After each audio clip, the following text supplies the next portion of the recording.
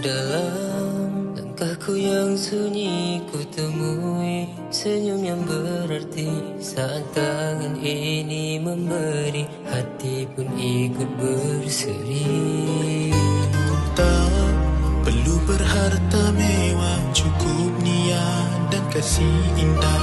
Kebaikan kecil yang tulus bisa membuat dunia lebih mulus. Mari saling mengasihi tanpa pandang warna dan rupa, kerana cinta sejati dari jiwa yang terbuka.